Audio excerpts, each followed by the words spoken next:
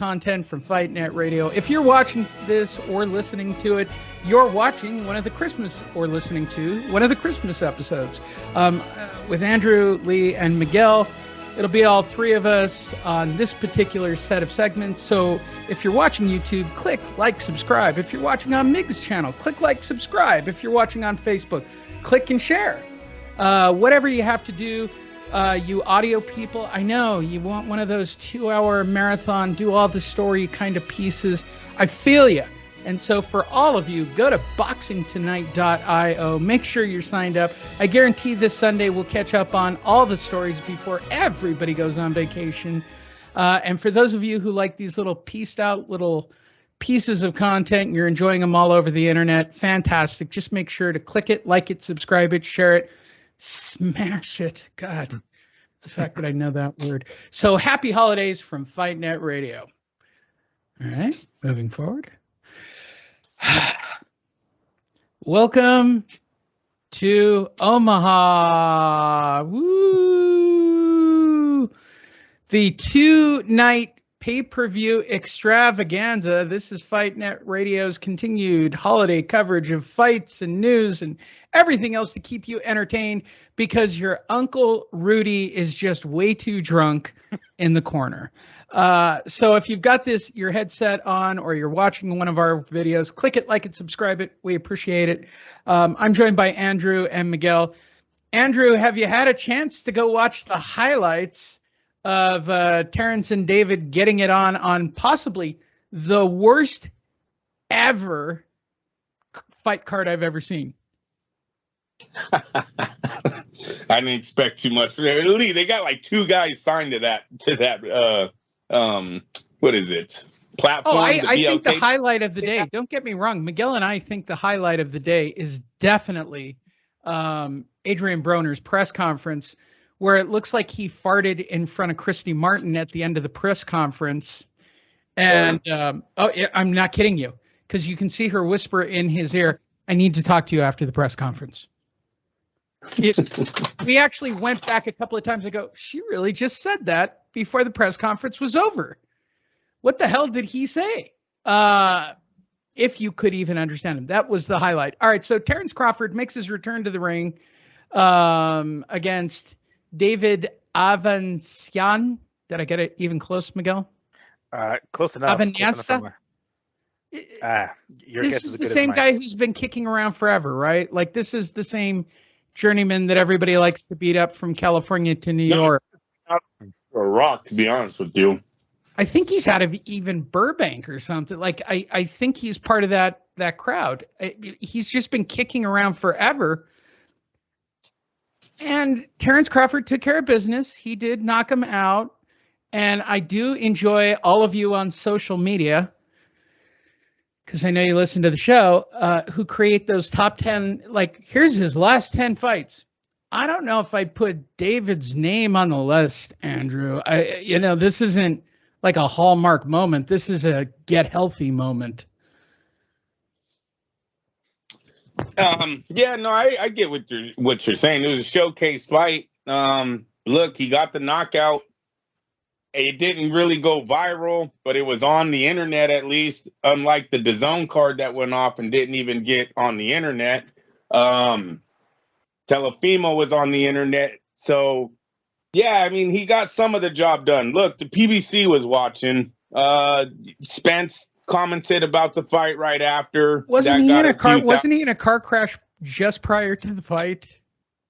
As a point of reference? You know, at some point, yeah, they're probably going to revoke Spence's license here. If not his license, his insurance for sure, because I don't think the insurance gives a fuck.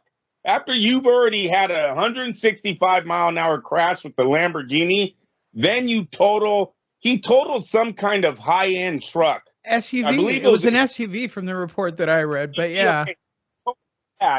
And now this time it's a truck he totals. This is his 3rd accident where the car was totaled. I don't know if he's going to get insured in America here anymore. I'm sure for a PBC fighter, that's going to completely stop him from driving, Andrew. The world will be safer, much like Las Vegas, where you're not even qualified to be on the road until your 3rd DUI in this town. Uh, that's not an exaggeration. Uh, I look. I thought the most interesting part of all of this, Andrew, as we talk about Crawford, he looked ordinary. And I realize we're talking about a long layoff, but it should have been 3 rounds. No. It should have been three Nah, rounds. that was like a knockout of the year at the end there, though, Lee. He did what he was supposed to. One shot down, guy went down. It was that was a thing of beauty. Look, Nebraska showed up. I liked how the bottom bowl looked. There was people there. What I found funny in this, and then Miguel, I'll see if you noticed this at the end. When Spence commented, he put a meme up of a T-shirt, which was total bullshit too. But I hope these two aren't doing this. But look, Spence put up a T-shirt that shows, the same thing that they do for all fighters. I think it started with Pacquiao. He's going into one, or Triple G. Might have even been Triple G. He's going into one door. He kills the guy. He's going into the next door. The next door is supposed to be Terence Crawford, right? It's supposed to be Terence. It's Spence walking into the Terence Crawford room. Terence Crawford liked it. And then he commented under "good one, bro," or some. It was just like, what do you guys do? What are you guys, friends now? Now you're fucking you're trolling his Instagram. You'd think Terence would be disgusted with both Spence and Heyman if they really weren't all in on it. You think Terence would be a little bit like, dude, I'm fucking 35 years old. What are you waiting for? But yet you're over there hitting likes. Oh, that's a good one. I didn't like that look at all. I don't know what those two are up to, but you become friends, that fight is no longer that hot. You guys are sparring partners, and you guys are planning this whole, oh, yeah, we'll just make it look like we're mad at each other so our pay-per-view numbers go up. Nah, dude, it's not going to work. Very stupid game plan if that's what you two are trying to do right now. Miguel, it's time for your comments. I know you watched it like a mental patient with me. First of all, you and I were both impressed that Terence Crawford had more people in seats than Manny Pacquiao did. Oh yes. I mean, at the very least, by people at least that an tune in arena. so much. Yeah, at the very least, people who showed up for this Crawford fight was some sort of a fight. I mean, look, we don't want to downplay David. I don't know how to pronounce his last name, but the dude he's been around the block, right? He's fought guys like Lamont Peterson and Mean Machine. He even holds the victory over this dude named Josh Kelly, who's like kind of the next English dude. He actually gave him his only defeat. So people are like, oh shit, okay, this guy's something, right? He's fought some people. He knows he's durable. He's durable. So granted, he's relatively unheralded, and we don't know him as much. And he was supposed to be the kind of guy that really put even though he wasn't known, we were supposed to at least take Crawford the distance, give him some rounds, because you mentioned earlier his long layoff. Yeah, November of 2021 was when he beat Porter, if I'm not mistaken. So over a year at this point. We don't want these older fighters to not fucking fight that frequently. So maybe that had something to do with it. I'm not entirely sure. What you mentioned that you would expect Crawford to take this dude out in 3 rounds. Maybe it was a layoff. I'm not sure, but nonetheless, to at least give this dude a little bit more credit, David. I can't pronounce his last name. He was in there for as long as he could. He was supposed to give him more rounds, I would assume, because he's a durable guy. But Crawford took him out with one punch. That's something that's significant. Even he could have did that to Porter, and granted Porter's a different caliber fighter, but he takes dude out with one fucking shot. And it was sudden. It wasn't like he had him hurt, he stunned him prior to it, and then he finished it off with the final coup de grace and one last punch. It was just bam. It was sudden, and that shit was clean as fuck. Dude Lance, I mean, he dropped like a sack of fucking rocks. So it was a highlight reel type of KO. I don't know if I'd go as far as to call it knockout of the year or anything like that, because whenever I think of knockouts of the year, I think not just how the knockout looked, but against who it was. So yes, it wasn't against a star or anything like that, so that's why I don't even think I'd qualify up there. But I did see that damn meme that you're talking about, Andrew, where Spence is going to that the third room or whatever, and you can see the door is like slightly cracked open and it's dark, and you can see like Crawford's eyes in there, like just lit up, like he's fucking scared.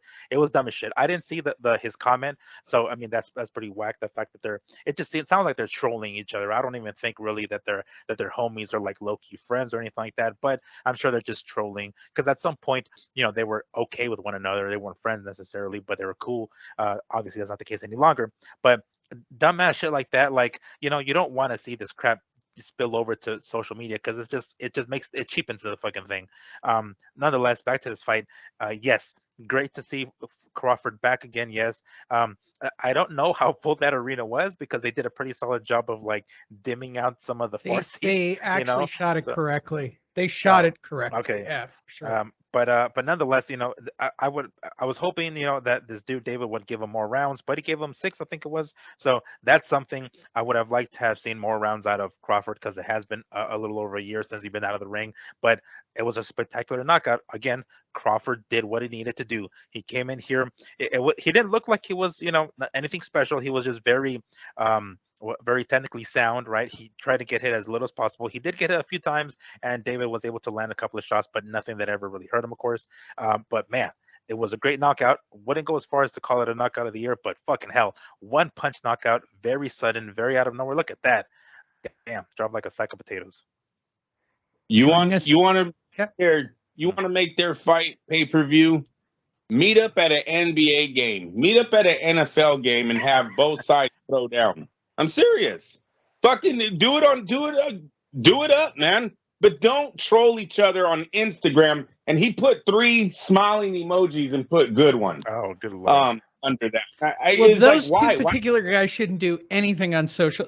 I mean, we're not talking Ryan Garcia here, for God's sakes, where you've got a built-in fan base. These two guys don't have a social media fan base. And it's funny every time I see them doing social media stuff. Like they get 100 likes, as compared to a Teofimo Lopez or a Deontay Wilder, where they can break the internet with the right comment or the right post. These two guys really think they're way hotter shit than they actually are, Andrew. I mean, that's the reality. Terence Crawford, he can say it's Errol, and Errol can say it's Terence. At the end of the day, you two ain't getting the job done, and they're becoming damaged goods. I mean, and they're becoming forgotten wealth. They will not be remembered welterweights. They will not. It was looking real good for Crawford at the beginning of this collapse of this deal. It looked like Al Heyman was taking the blame, but Spence was also getting blamed for hiding behind Al Heyman's skirt. Terence was looking fine. Now you want to come out, oh, no, it's not Spence, we're going to get it done, and now you're hitting likes on his post. No, we're not friends. And nobody wants to watch two friends fight. Seriously. That never generates money. Mike Tyson and Lennox Lewis were friends until they signed a fight. And what happened in their press conference? Mike Tyson tackles him, tries to bite his fucking leg. These guys grew up together, yet they didn't show that when they signed the fight. Terence Crawford, go at him, keep going at him. I would meet him in public and have one of my guys take on one of his guys. I'm fucking serious. Like, do you want the money? Following him on Instagram ain't gonna get you there, though. I can guarantee you that. Well, and I don't even know if that settles the question anymore. I mean, I'm really got to be honest. We all grew up in an era where this particular weight class, they were effing warriors. I mean, they just were. They all fought each other. They didn't have any hang-ups. They just got the job done. And you go out to Caesar's Palace and go sweat your balls off in August. And hey, Duran told Leonard he would fuck his wife. He got the fight, didn't he? Joining us on the show is Top Rank Bob. Bob, what did you think of your former top guy? Former singles hitter. He was never my top guy. You called him your top guy. Did I? I have Alzheimer's. Thanks, Bob. I realize you just celebrated a birthday. What did you think? He's still a single. I'm really happy for Black Prime. It's BLK Prime. Whatever. And I'm really happy that it's got a lesbian and a guy with, brain disorders in charge of the company. It's a little rough, Bob. It's a little rough. What? You want me to call it the way I see it? None of them celebrate Hanukkah. Happy Hanukkah, everybody, from Top Rank Bob. I'm going to keep sticking that joke in. All right. So it's Errol Spence but by the way, the one off spin to this, which is hilarious, and I don't know if anybody saw it in the past 24 hours, either of you, is the Thurman working out in the gym alone. He doesn't even have a boxing trainer. It's just him doing calisthenics, getting ready for what, bro? What are you getting ready for? You're in a gym by yourself. I mean, you got one of your buddies holding the camera. Like, Thurman really thinks he's the next Errol Spence guy, I guess. I mean, I feel kind of bad because we've kind of tracked the history of Thurman trying to position himself to get one of these guys again, and they're literally blowing him off. So for the holiday season, are these guys going to get it done, or is Thurman going to get a shot at Errol Spence, Andrew?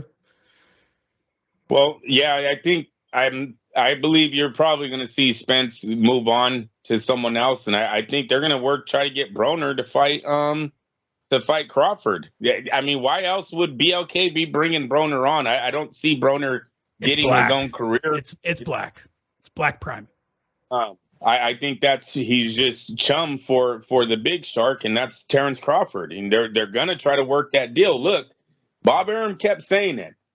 You're gonna need two investors to make that deal because there's not a lot of money there. Well, maybe the BLK is the other investor. Now they can work with Al Heyman and see if they can somehow bring the money up to get these guys to sign this paper.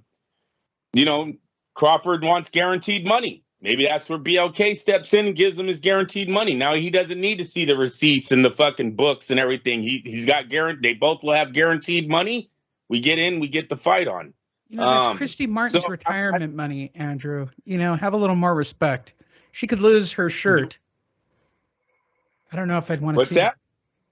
Well, Andrew, Miguel and I watched the press conference and we learned who the power structure of BLK Prime was. And it seems disturbing that it's a bunch of collective old fighters who are just basically giving away their retirement fund to fund BLK Prime. Well, I haven't. What kind of fighters? Like other old boxers? What's going on there? Yeah. Okay. The president, Miguel. Why am I drawing a blank? The president is Zab Judah. Zab Judah is the president. And Christy Martin. Those two were on the stage running the shit. They gave the mic to to Zab Judah. He stepped up in front with his credentials up and around his neck, talking about stuff which we couldn't even. And mind you, we watched this off of like the fight. Wait, by the way, do you picture Zab Judah having to hold up his credentials at the back door? And by the way, he's the president of BLK Prime. He's the president of the organization. I just picture him getting to each guard station like we are in. For those of you who don't know, for each section, you got to have a different credential. I just picture him going to each one, trying to get ringside where he's sitting. You can see him there sitting ringside, having to hold up his credential to make sure he gets ringside. Who is Zap to? Who was Zap talking to when he was all, your dad wants to buy Coke from us? Was it Danny Garcia? Crap. I think it was Angel. That's all I remember Zab saying, man. His dad wants to buy crack from us. It's like, oh, there you go. The president of BLK, the same guy who had to return his gun. He is the president of BLK Prime, bro. He is the president of the organization. That is your best guess for your Bob Arum figure for your organization, Zab effing Judah. What is this, like a cocaine money laundering scam? No, and Christy Martin. That's weird. That's a weird duo right there. That is very strange. I didn't even think it was Christy Martin. I thought she was the brains, and Miguel kept going, nope, that's Christy Martin. I go, that can't be Christy Martin. She actually looks halfway female for a change again. Christy Martin.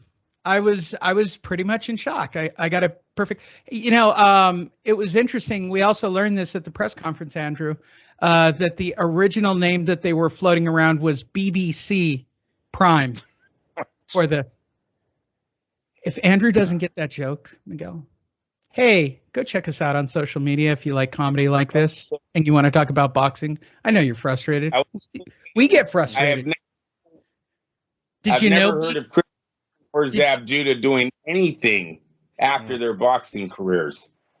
Where like, if you would have told me Layla Ali was the president or the CEO, Layla Ali has made millions of dollars. Millions of dollars in indoor. Nope, it's Zab Yes. Judah and Zab Judah, alleged fentanyl money laundering scam that he's involved in, and Christy Martin that they pulled out of the Ozarks. I don't know.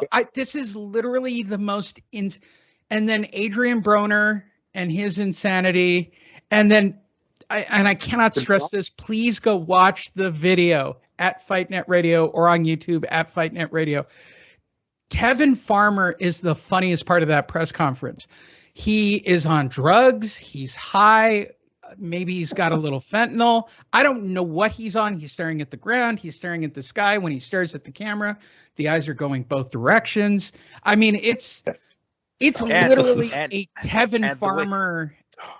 Dude, and the way he grabs the mic like kind of upside down, almost like he's about to rap. Like he's on stage. He held it up in the air like he was getting ready to rap, like he's about to roast some motherfuckers. Yes, he the way he held it up, he like kind of brought up his elbow too at the same time. Like, what the fuck is this? Like, in fact, I think I have him on the front page of FightNet Radio. If you go to FightNet Radio, there it is, right here, the Adrian Broner press conference.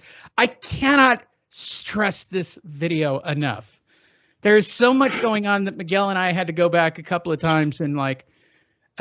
It's a literal 10-minute press conference that Miguel and I were in amazement for close to 25 minutes. To Miguel and I, it was literally, if we were cats, that was our laser toy. There is so much to dissect.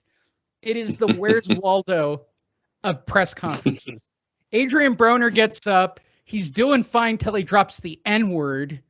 And then it just goes off the rail from multiple times, mind you, multiple times. And then he goes off on this tangent where he has this weird story that he tells, and then it has nothing to do with what he's actually trying to say. But he's like, yeah, it's sort of like that. And it doesn't even make any sense. Oh my God, it is ridiculous. You have to catch it, Andrew. Like, and I can't stress this enough. The only voice of reason in this whole thing is Bay, who is the opponent of Tevin Farmer. He's sitting there like, what the hell did I just sign up to be here for? Like, he's the only guy who's watching the whole thing happen in real time, sober, I assume, thinking, oh my God, it's literally the most insane lunacy that I could possibly explain to a human being. It is my favorite piece of video. This is going to win his video of the year for FightNet Radio, and I think we have some good ones. This one it's pretty strong, Andrew. It's pretty strong for a reaction video, if you want my humble opinion. And all of you can go watch it at FightNet Radio. Happy holidays from all of us at FightNet Radio. Enjoy all of our holiday content. Click like, subscribe, share, all that smashing, liking, BFF BS that you say under the age of 20. And if you're under 20, I'm not sure you should be listening to this show, because I would cancel us. I would. We are definitely non-conforming boxing, but we have been doing it for a long ass time. So enjoy it, and make sure to check out all our other videos on YouTube, on Facebook, and we'll see you guys real soon.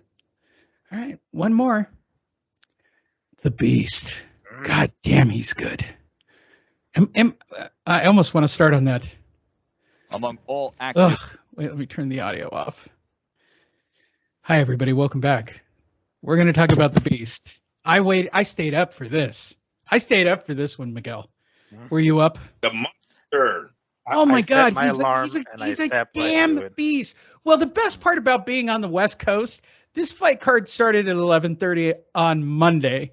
For those of us on the West Coast, for those on the East Coast, in Australia, it happened last week or next week. I never get it right. Sam Navajero, send me a note and let me know how many days in advance you saw this fight. I have now come to the conclusion that Naoya Inoue is the scariest human being in the lighter weight divisions. I said that as lighter weights because he's now going to go he's going to go to super bantamweight next, because he's destroyed the entire bantamweight division, like wrecked him completely. And I don't mean, oh, I was kind of cutesy and got a decision. No. He knocks everyone out. He did it again with a guy named Butler. He is now completely and utterly undisputed. He did it on Tuesday or Monday, or if you're in Australia, next Thursday, or maybe the fight hasn't happened yet. So, hey, I don't want spoiler. I should probably put over the title spoiler if you're in Australia. Did you wait up for it, Andrew? Did you? I watched the main. You waited for it. You flipped it over the next day and saw it on the day after. Yes. Well, it was on ESPN. Well, yeah. Turn it on whenever. Yeah. Well, yeah. All right. So, and Miguel, did you stay up for it like a mental patient? I didn't. However, as soon as I woke up, it had just ended. So I made sure like rewind it real quick, pull it up on fucking ESPN Plus, and I caught it immediately. But yeah. All right. So wait, even better. Were you working while you watched the fight? I was. Yes, I was. All right. Good for you. I feel TV better somehow. That makes me feel better about the whole thing. I'll start with you, Andrew. Naoya Inoue, as of today, and we're recording on Wednesday, has officially moved into the number one pound for pound fighter on literally everybody's top 10 list before the end of the year. Are you now a complete believer in the beast, the monster, the personification of someone dangerous at lightweight? Lighter weights? No, I'm not. You don't just clear out one division and get pound for pound. That's not how that works. So I don't know who's putting him at pound for pound, but everyone everyone as of today put him as number one. Has he come for view? Has he fought in Las Vegas against somebody huge, unified? Has he fought in New York against someone new? But why does he have to? He's selling out. He's selling out arenas, and he's selling out stadiums in Japan. Don't matter. Care that he sells out Japan. So what does that have to do with me? What does that have to do with him being the best fighter in the world? You come to America and you fight the best. Prove it. Come over here, fight some of the best fighters that we have at the lower weight divisions on this side. Not just guys that you've handpicked to take over to Japan. Nonito Donaire at 47,000 years of age being one of them. Okay?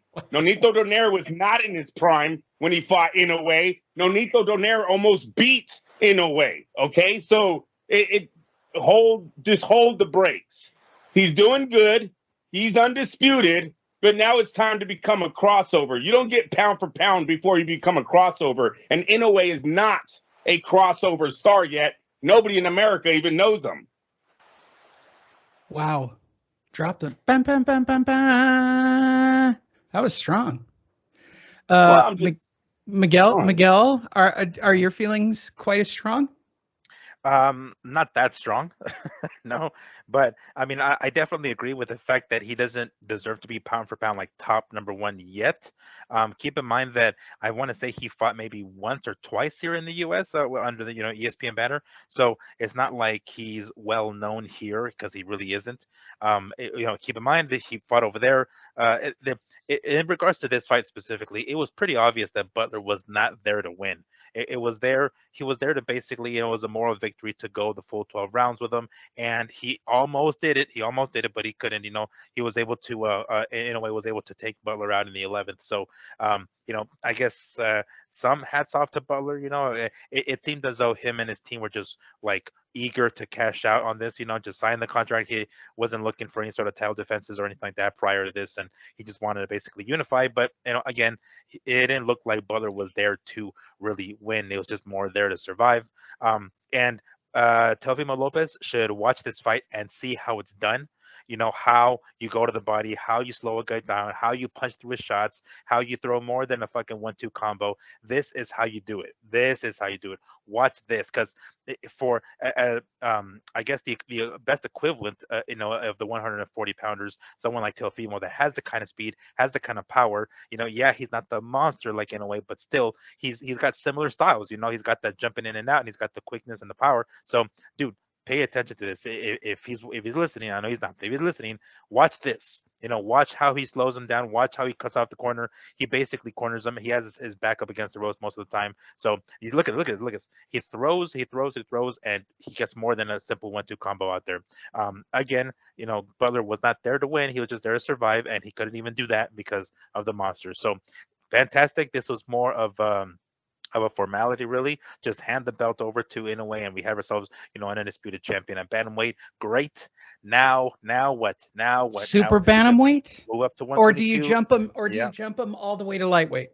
No. He's got Fulton waiting for him at 122. Let's take that first step. I would say, of course, that would probably be the best option right now. I believe Fulton does have a belt or two. I think just one. I'm not sure, but nonetheless, that would be the next step. And it should be something that's relatively easy to make. Yes, granted, I think Fulton is with PBC. I think Showtime.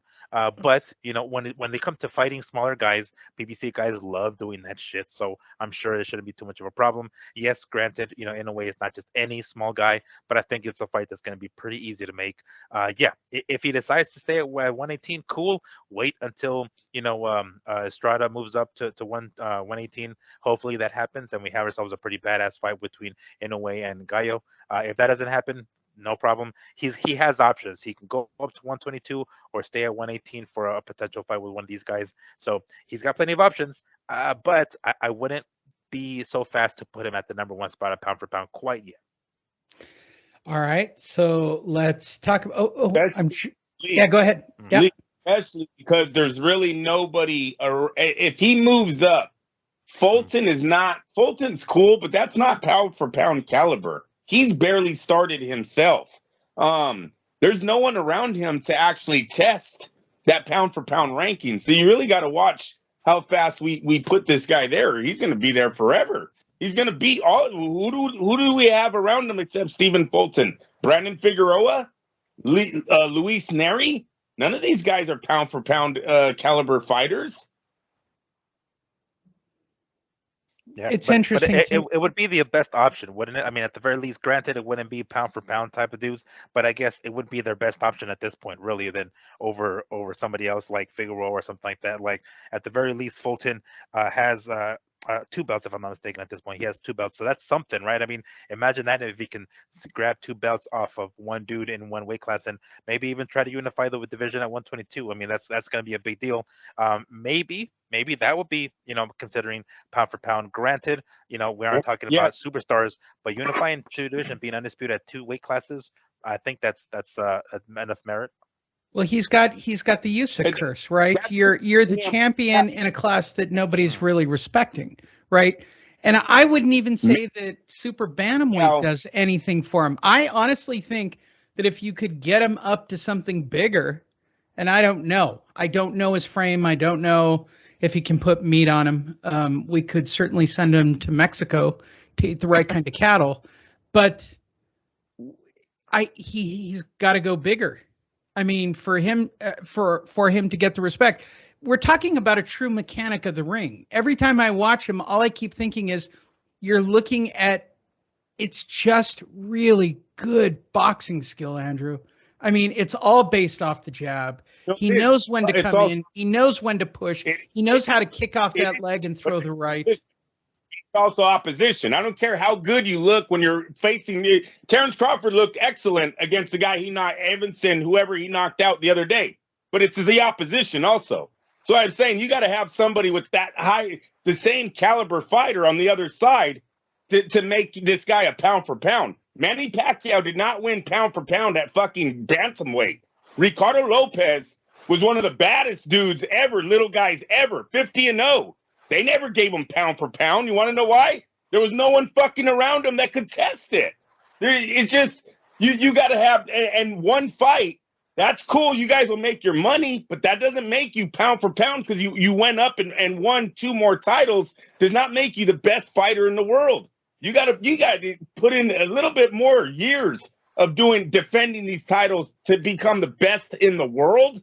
And I also think it's opposition. And right now, in a way, is seriously missing that. You got to. His biggest win is fucking Nonito Donaire at 44 years of age. 42 years of age? That's your biggest win? That's the thing that everyone points to when they say, "Oh yeah, he's a monster." You see what he did to Donaire? Well, what the fuck was he supposed to do to Donaire? He's in his 20s. Donaire's in his fucking 40s. So who do you think would be like someone like Navarrete maybe? Right. Like would that be something like that would be worth that kind of He goes up 2 divisions. Yeah, you got Navarrete, you got Ray Vargas, you got Brandon Figueroa, Magsayo. At least those are all caliber names of guys that have been in high caliber fights. The guys he's fighting down at bantamweight ain't been in that shit. Then nobody know those guys. He's good. Give him money. Let him sell out arenas. But best fighter in the world? I got to hold off on that. You need to do something else. And you know what?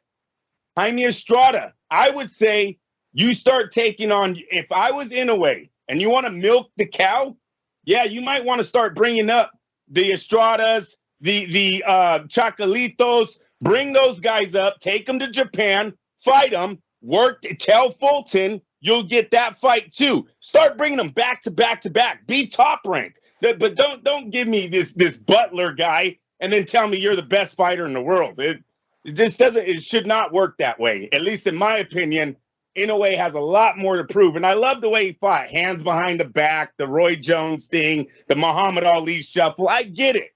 He was showcasing in that fight. I get all that. They said it was so fucking boring that he had to put his hands behind his back to make it even an interesting fight. That doesn't make you pound for pound. Wow. Well, I guess we'll end this particular series of fight reviews with Top Rank. Yeah.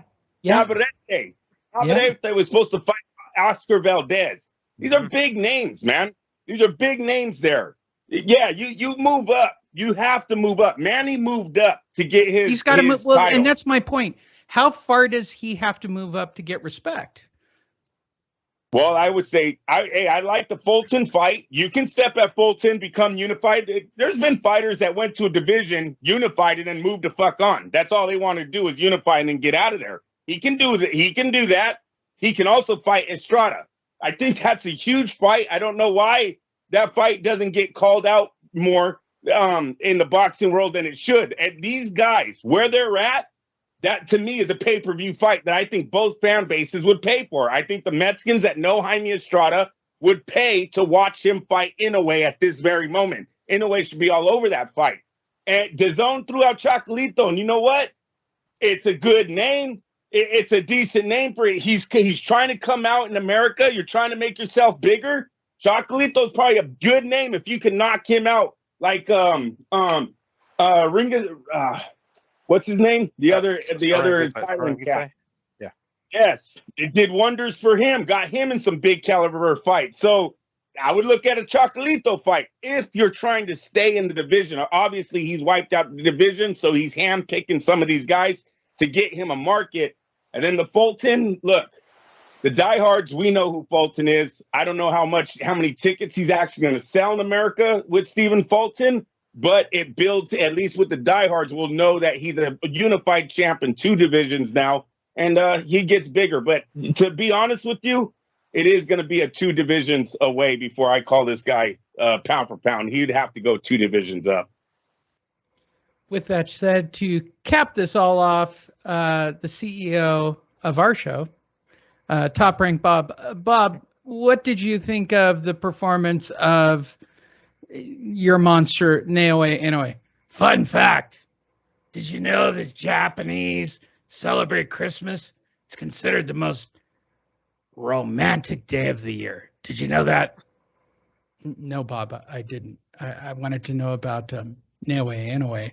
You know, they don't eat turkey. They eat KFC on Christmas.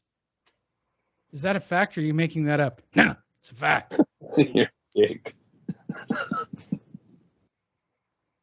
And did you know that ripping open presents is bad form and will give them bad luck for the coming year? No, Bob. What about Inoue? He's got to go up and wait, for God's sakes. The guy from the Bay Area's got it right. I hate to agree with him, but he's right. He's fighting nobody. He doesn't fight in Vegas. Jesus. He's basically a single. If I take him out of Japan, nobody knows him. There you go. Even though he becomes the Junior, undisputed. Yeah, sells? go ahead. Gary Russell Jr., you think that fight sells? No, Ooh, I don't. Probably not. No. I honestly don't. PBC. I gotta be perfectly honest. You won't buy Russell? Who? Never mind. Okay. Hey, everybody. That's about fighter. Hey, everybody. That's the only other fight. Go check out our Division. social media page. If you enjoyed this content, oh boy, we got lots more for the holidays coming up this weekend, or depending on when you're watching this. We will have a full Fight Net Radio catching you up on all the news, so that when you're sitting around the holiday tables, you'll be having people over, holiday parties in the coming weeks. You'll want to have little pointer starters. So we're going to do like weeks and weeks of stories of crazy crap going on in the world of boxing. And in fact, about a week ago, I think there are about 27 stories worth talking about that happened in one day, because they were all at the same 5 fights. So we'll catch you up on all the fights. We will put it out as one long show on Sunday. We'll put them out as pieces.